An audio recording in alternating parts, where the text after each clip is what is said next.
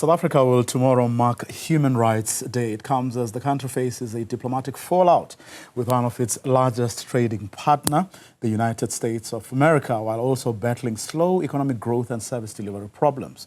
Let's speak to June 16 Soweto uprising leader and anti-apartheid veteran Seth Mazibuko, as well as former political prisoner and Robben Island Museum chairperson Dr. Seth Scooper, who both join me here in the studio. Giving to both of you, thanks very much for agreeing to come on. But also joining the conversation is Center for Social Justice Director, Professor Thuli Madonsela, and South African Human Rights Commissioner, Reverend Chris Nissen. Good evening to you, to both of you as well, and thank you once again for agreeing to come on. Good evening, Buyo. Thank you for the privilege of commemorating Human Rights Day with you. Great. Now, you can, of course, send us your comments and questions on WhatsApp to 072 110 5584 or call us on 010 594 6010, or you can engage us on X at Newzroom 405. The conversation, of course, is going to be, this conversation is indeed live, so do engage with us. Don't, in fact, wait any further. I'm going to start with you, Reverend Nissen, if I may, as the custodians or the one institution in our democracy that has been entrusted with really keeping an eye on our a track record. On a scale of 1 to 10, where would you say we are 31 years into democracy? No, Vuyo, thank you so much, and good evening to all the listeners and viewers, and in particular to our colleagues on the platform.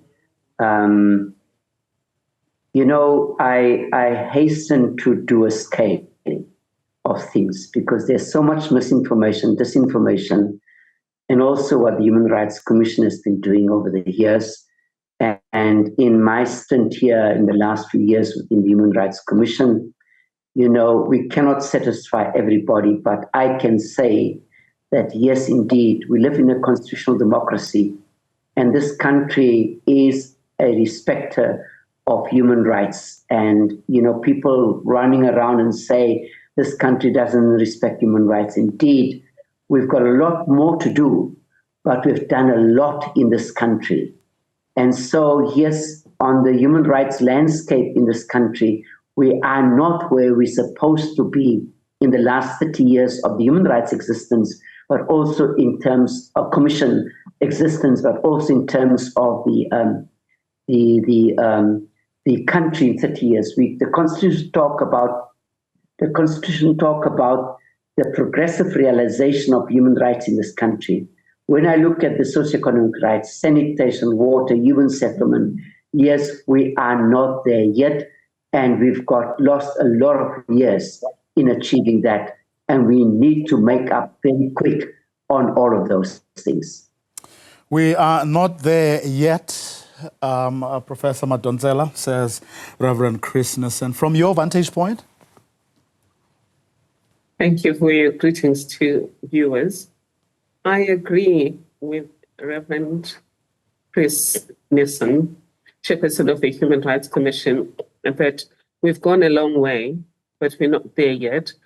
Nobody could have expected that we would have achieved full equal enjoyment of all human rights and freedoms 30 years into democracy, when it took centuries to make us an unequal democracy, which makes it impossible for some to enjoy some of the human rights, such as basic human rights like the right to food, the right to be in a house, the right to a house, the right to education. It's difficult to enjoy those rights when resources in our country, such as land, ownership of the economy, and representation in high-paying jobs is still skewed along the lines of apartheid and colonialism.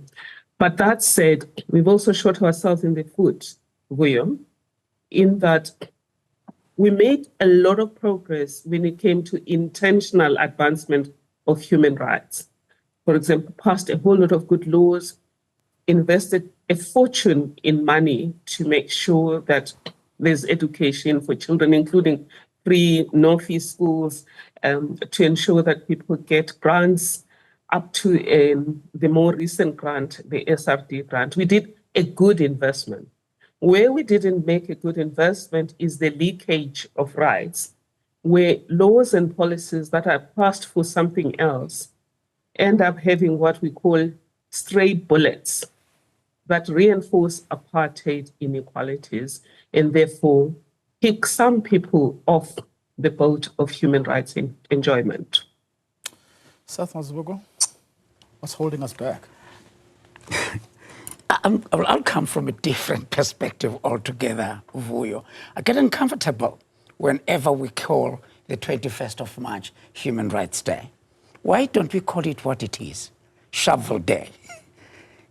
Under apartheid, we even used to call it Heroes Day. We start failing our people as black people just from distorting history and make it sound flowery. Park that point. I was just looking at statistics today. In the area where Sharpeville is today, there is almost every month a strike, a march, and Gauteng, that coming under Gauteng, has about 27%, claims 27% of all the strikes. And then you then go and say, what causes these strikes? 1, homelessness, 2, poverty, and 3, living in conditions that are not healthy, no jobs, and in that order. Park that point. I'm talking about where Sharpeville happened, where tomorrow most of your government officials will be. And they will be looking around this.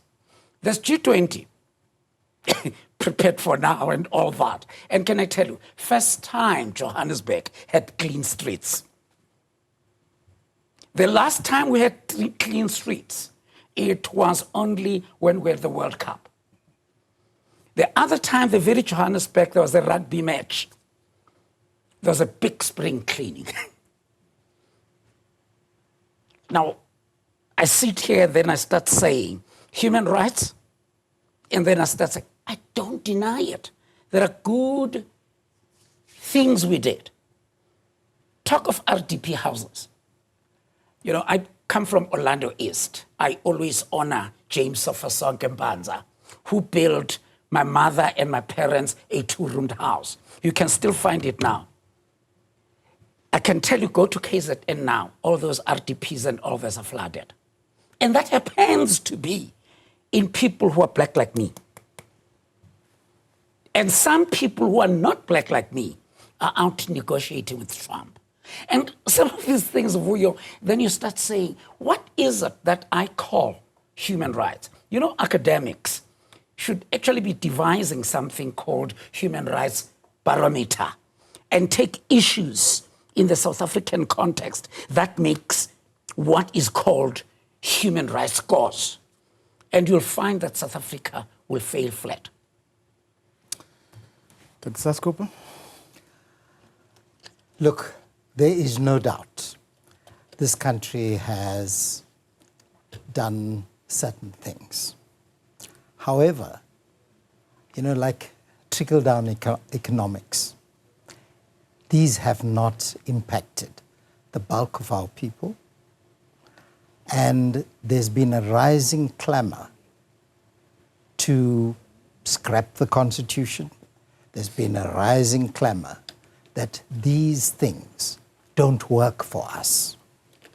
The danger with that, and we've seen it with individual political parties and demagogues railing against what ought to be the signpost for our democracy. But the people entrusted, and outside of the two colleagues who have done excellent jobs in their particular portfolios and continue to do so. We've had self-serving leadership who effectively have become exceedingly rich at the expense of the majority. So the last statistic we have is 74.5% of youth effectively out of the system. Right? In a society and in a continent with a youthful population. So we are creating conditions for disruption, and I don't mean that in the woke connotation of disruption. I mean in real disruption and shades of July 2021. That's what stares us. And faced with your opening lines of the Trump White House, ably abetted by white male oligarchs, ex-South African, who want to see us return to white control. And you look at the number of entities piling up to go and undermine the country. Anywhere else, this would be regarded as treason. Our leadership seems to be completely unable to do anything about it. It's almost a dare you kind of thing. Worse, the ANC's biggest partner in this administration has also announced it is going to the US. So you can see the forces being aligned to take us backwards, using our liberal democratic constitution for the minority. Many of our decisions on human rights, especially in the early days of our democracy, were by wealthy people because the majority of our people could not afford law, for instance. And so it continues. Our laws are going to be used against us using very good precepts, but the majority don't see a benefit. So you have this mass alienation. And it's very dangerous for our future if our youth are completely on the periphery and there's no hope of bringing them back in with the pronouncements or non-pronouncements that our government continues to make. If you've just joined us, we're in conversation about Human Rights Day, a day we are commemorating tomorrow. 31 years into democracy, where exactly are we and how can we move forward? Remember, you can join the conversation by sending us your comments and questions. The WhatsApp number is 072-110-5584. That number again, 072-110-5584, or you can call us on 010-594-6010, or engage us on X at Newzroom 405. The conversation continues following, of course, opening remarks by my panelists right after this short break. Reverend Nissen, let me start with you again. I mean, this time around, what are human rights? They are rights that are inherent to us, regardless of who we are. Unfortunately, in the real world, water is, as an example, which is an issue, a big issue we're grappling with right now. Government has to get involved. Government has to deliver the water to people. And in many instances around the country, that is not happening. Indeed. You know, what is keeping me awake at night are not only the fact that, you know, what people are telling me, we can perhaps live without electricity because we can buy gas, but we can't live without water. And then you find that in some municipalities across the country, that water tankers are involved, and that becomes another business and also leads to corruption, etc. But water as a right has been in many cases and many places being denied. Farm evictions, evictions of people from council houses, sanitation, raw sewage running in our streets. And I have been calling municipalities. Our people waiting from 4 o'clock at day hospitals want to be served, only be told by a doctor at 3 o'clock, the doctor's no longer there and we don't have medication. These are the kind of things that keep us awake at night and cannot allow us to sleep. And the problem that we have is that, there seems not to be a will to say, how do we as ordinary servants of the people, from a councillor to a member of parliament, legislature, etc., how do we pull things together to say, let us have water. We've done water inquiries in the last few years. We've seen what's happened in the Eastern Cape, in the Free State province, where our Commissioner Boshoff has been really working very hard to get water flowing for our people. But water as a right has been violated in many instances. But as I said, we're not there yet. Some good work has been done. But yes, water as a key thing, but water cannot be de-linked from the issue about sanitation in this country, where we've still seen a number of pit toilets, bucket toilets, indignity of our people serving that. And we're going into a phase now when the municipalities are going to go into consultation. And I pray to God that it's just not a ticker box, but we really take in consideration the issues of the people with regard to water, sanitation, human settlement, electricity, etc. On electricity, we get a lot of people calling me to say, I am asthmatic. I need to have my nebulizer to be on. People on diabetic say, if my insulin is not kept in a cool place, under a certain temperature, it's of no use to me. So there are a lot of these issues affecting children, women, and everybody, males and everybody. So for me, the most important thing is if we can get a will starting from the councillor to the legislator to the member of parliament to those officials, and can we not bring back power to Pele to say, how do we serve our people and serve them effectively within the rights of the people, and not simply to say, I'm here to do my job. Your job is to fulfill the rights of the people in terms of where we find ourselves on a daily basis. Farm evictions is still a very hard sort of thing. The way I've seen communities being destroyed, and still today we have to pick up the pieces and so on. If there's a political will, it will help us at great length to realize human rights in this country. I see Professor Matontela has been nodding. You've been nodding as Reverend Nissen made his points. But before I come to you, I want to take caller Ulungelo in Cape Town. Lungelo? Go ahead. Am I audible, Vuyo? Yes, you are indeed. Okay, thank you very much. Vuyo, I agree with the panel that is there with you in studio and also online, especially the last gentleman who just spoke now. Look, we have a crisis in this country, Vuyo. We are being fed this issue of us having rights, but in practicality, we don't have rights. The only right that the ANC government in particular negotiated for in 1994 was for us to be able to speak our mind.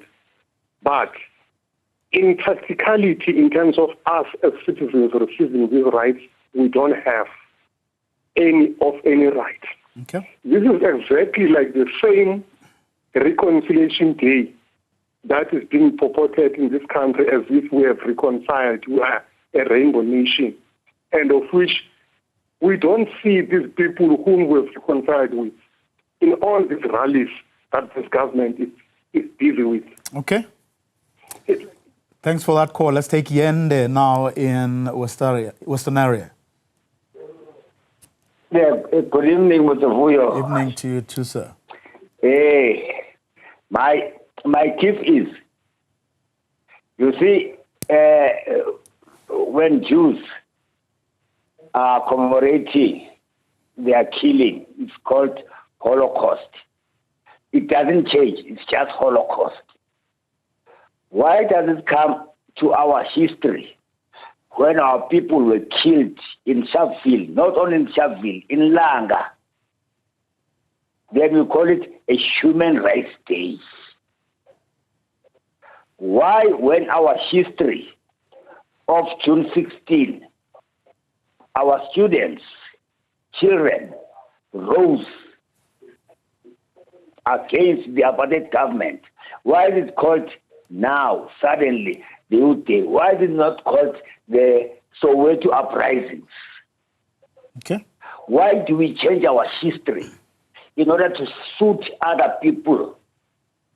To suit it. You see, I see us giving a hand of friendship to people who are not giving back. I see us being more, I don't know, how can I put it? Okay. And then people are just looking at us and they are just laughing at us. Okay, Yanda. Thank you very much for that input. Prof, let me come to you. Lungelo says we enjoy the right to speak our minds, but in reality, that hasn't led to many of us actually enjoying those rights or being heard, even, he suggests. And part of the problem, if you listen to people during protests, for example, is that politicians in the main enjoy a lot of privileges. They are cushioned from the way the many people lead their lives. As a result, they simply do not care because most of them are really not affected by the things that affect people daily. Right. Thank you, Voyo, and thank you to the listeners. I want to start with politicians and say we shouldn't paint all of them with the same brush. The majority of politicians that have come across from the various political parties care about what happens on the ground. I worked in government for a long time with Dala Omar, Bridget Mabandla, Jeff Kadebe, and Penwell Maduna. They were all pushing us to make sure that courts were accessible to everyone and court services were as affordable as possible. Hence, we did policies such as Justice Vision 2000, etc. And I've seen the same thing with the government coming up with all of these grants, employment equity laws, etc. So I do think that we should not assume that just because somebody became a politician, they lose their humanity. But it is true that among politicians, there are those who are there just for the job, and there are those who are there just for corruption. I do think, though, that they are a minority. One of the problems is electing people above their competence. And therefore, I take the point raised by our colleague, Chris Nissen, about the importance of making sure that from local government to parliament, we appoint people who are ready and willing to govern for all. And I would start with even school governing boards. I just want to caution, though, about saying nothing has changed, because that's also the language of the very demagogues and oligarchs that want to take over this country, saying politicians can't run a country, only business people can run things. And the messaging to people is nothing has changed. And I'm part of the Center for Social Justice and also work with the Tuma Foundation. When young people say nothing has changed, we say not enough has changed.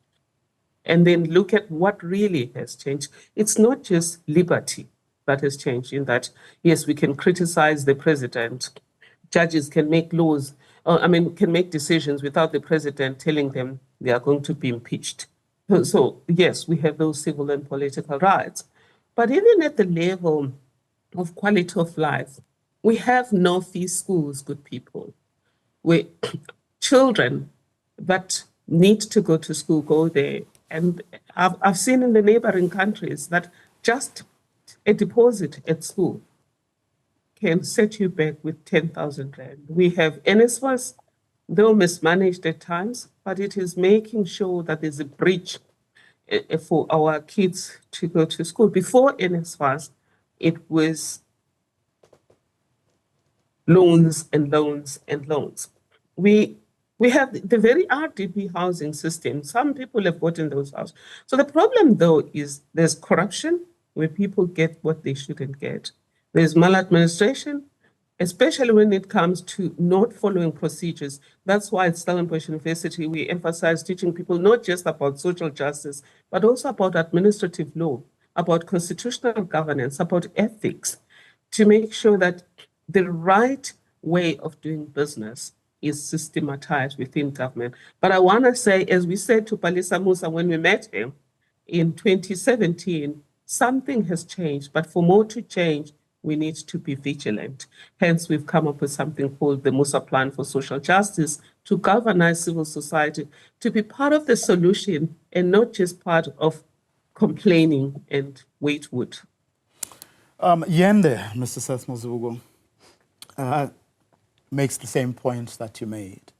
But what does calling tomorrow Human Rights Day do, as opposed to calling it Sharpeville Day or Langa Day? To me, when you call it Sharpeville Day or Langa Day, you're calling it what it is. You are Vuyo Mvoko. You cannot be a Vuyo Mazibuk at some point. You wake up and be something else. Let's call it that. But then let's say, what is it that we focus on Sharpeville Day, on Langa Day? Reflect then on these human rights. Actually, our history has been so deleted that even, and distorted for that matter, that even a simple thing as what used to be called Chaga's Day is now called Heritage Day. What are you talking about? Why do you hide Chaga for heritage? I think the person that called in was even citing that about June 16, citing that about Reconciliation Day. The very people you're reconciling about or with or trying to talk to are the very people you do not want to. I'm not saying all of them, and please let me not be misunderstood. There are many of them that are well-meaning. But these are the very people that peace and reconciliation spoke to. I've always argued, Vuyo, if there's any human rights that we can look at, it is when we even start as black people to reconcile with ourselves. We haven't, Vuyo. We haven't reconciled with ourselves as black people. We haven't talked about the hostile fights that used to happen. We haven't talked about our people that were burnt to death. We have not spoken about the killings and the selling out of the people in jail and all those things. These things still hurt, Vuyo, to many of us. And when people try to be academic about our pain, I get very, very affected. We've got to speak out on these issues. Just earlier on, sitting in your guest room, there was an item in your news of how many 15-year-olds are in the streets. I looked at them, I couldn't see any other white. I only saw black children. Your own announcement there. And I'm saying, when do I find whites? You know, in the same streets, you do find one or two, and they've got the reasons why they're there. And I'm just looking at, for instance, some clips that are playing in the background. Vuyo, we have taken our children out of the boardroom, particularly young people. We have taken them out of the boardroom and put them in the bedroom and said you can earn with what is coming out of the bedroom. They get money there. And we've put many of our kids in streets. And we said to them, you know, I was at the University of the Free State the other day talking to students there that were telling me how, if they don't get their NSFAS, how do they go out and prostitute? These are the people that we fought for. All I'm saying, Vuyo, I'm not saying all is doom and gloom. All I'm saying that human rights should speak to a gogo where I stay in Orlando East. I stay in Orlando East, where when I came here, electricity was off. Before, it used to be, what are these cuts they do now? The latest is load reduction. Now, you give us electricity to punish us on it. You give us houses and then you punish us on it. So all I'm saying, yes, documents, policies, and everything are sitting there and carrying a lot of dust, but they're not touching people that are in the township, in the place where they're supposed to touch them. We are going to continue this conversation in a moment and, of course, wrap the discussion in a few minutes. But remember, you can still take part in the program by sending us a message or a tweet. This conversation continues right after this. Let's take Kevin in Pietermaritzburg. Kevin, what do you have to say? Hello? Yes, please go ahead. Have your say. Okay. I see we on your news cam at the moment, right? On human rights. Okay. You understand? You get all these very highly educated people, top professors and whoever what on the media. Have they ever explained to a poor man on the street like me what is the meaning of human rights? What have they really done? You can go on TV and speak so much, but what have you really done on the ground to eradicate whatever is happening in our country? So please ask him to explain the meaning of human rights. For me, I'm a simple person. I live in a remote village in Greytown. What is human rights? From my perspective, human rights is I should have the right to lights, the right to water, the right to education. What rights do we have as human beings? We don't have no rights. Okay. Dr. Saskopa, do you want to respond directly to Kevin? Well, I think he's already answered the question. The problem is that the majority don't see the benefits. And that's the danger that we confront. Any amount of excuses can emerge for the gaps that we created and for the instability and uncertainty that exists in our society. What we need, and Reverend Nissen mentioned this twice, we need the will by visible leadership to do something about the majority condition. We can't continue. Professor Madonsela was talking about sometimes placing people in or giving people responsibilities that they can't. Look, what we've done is we've disabled our people from benefiting fully from all those things that we brayed about, to the extent that the dependency is so high that the focus is on government. Our education has not liberated our people. Not at all. In fact, it's gone backwards. The enablement that ought to come from education should be striking.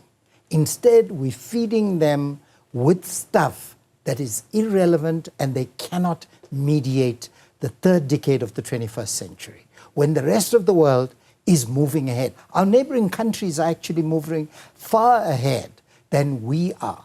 We've been focused on ourselves in power. We've bent over backwards to suit white racists and the power that they have in controlling the economy, to the extent that if we do anything now, there'll be a howl from the rest of the world. We had the opportunity to change the dynamics by the time that President Mbeki came in, we could have changed it. We did to a certain extent, and you saw the economic upswing. But we diminished the power that people can have to the extent that they're outside the periphery now. And to get that back, we need a collective vision of engagement. We don't need these warring entities that continue to dominate our news and take us in all different directions. We need a compact to say we are on an emergency footing. People don't have food. Water is appalling. It's left to the wilds of tenderpreneurs. The levels of corruption are so outrageous that the only people guaranteed salaries are public servants at all levels, and many of them are trying to do what they should be doing, but they're drawn back by this malaise of people just relying on the salary. We need to rethink our state. Our state cannot function in this way with the lack of compassion, consideration, and caring for the worst off amongst us. Our vision must be to do the best we can for the majority out there, not for ourselves.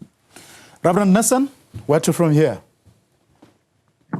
Where to from here is what my colleagues of my fellow panelists have been saying and warning and cautioning us, that it is not doom and gloom, but certainly there's a lot of things that we still need to do. And the political will must be there to change things. But also the other aspect that I thought I wanted to raise is also our own contribution. I hear what people are saying, the rights, of course, all of those rights are there, enshrined in the Constitution. We need to work very, very hard to implement them, make them realizable for our people. But it needs all of us to be together in it. There's also our own responsibility as citizens of this country. We can say, yes, government, municipality must clean our streets and do all of those things. But we also have to know that when we've got rights, we've also got responsibility. And our responsibility is also to clean our own streets, our own yards, our own areas, so we can live in a responsible way.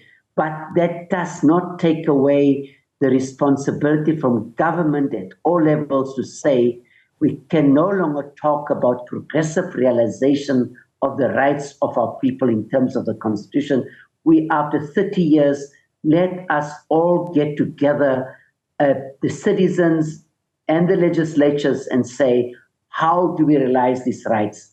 And we need to ask our government at all levels to say, can we have a pro-poor budget skewed not towards the affluent, but skewed towards the poor, so that we can, through that, uplift the person. Asks, what is rights? Rights are human dignity.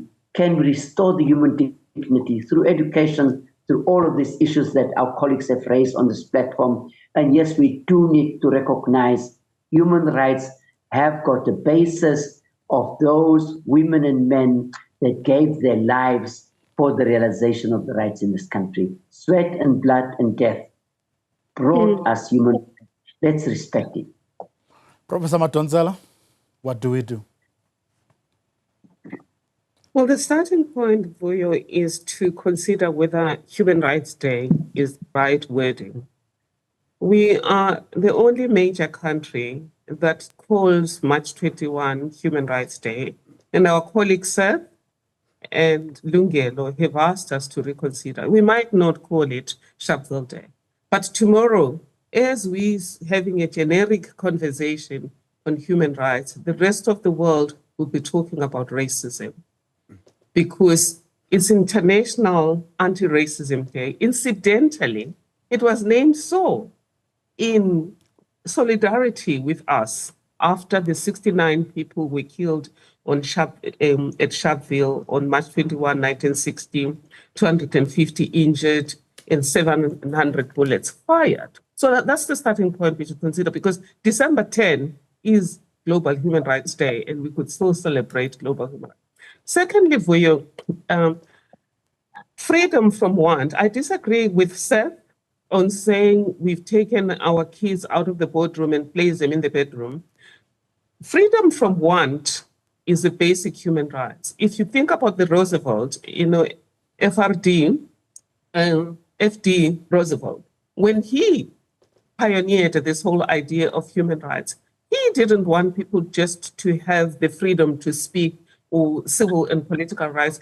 Freedom from want was the basic, those 4 rights that he had in mind. And therefore, I don't think that our children will be lazy simply because they do get a basic needs catered for. In fact, our Constitution wants us to do both freeing the potential of our people and improve their quality of life. I work with students. When they're hungry, they can't study. When you're hungry, you can't be innovative. And many of them are hungry. So I know people who have their stomachs full, and those of us who have jobs. We think SRD grants, child grants, etc., are a waste. They are not a waste. But you don't have to choose between freeing people's capabilities and freeing them from want. You can do both. What I can say, it is true, Vuyo, that we have not democratized the economy. We've not even decolonized our economy. And as a result, there are fewer entry points for people in the economy.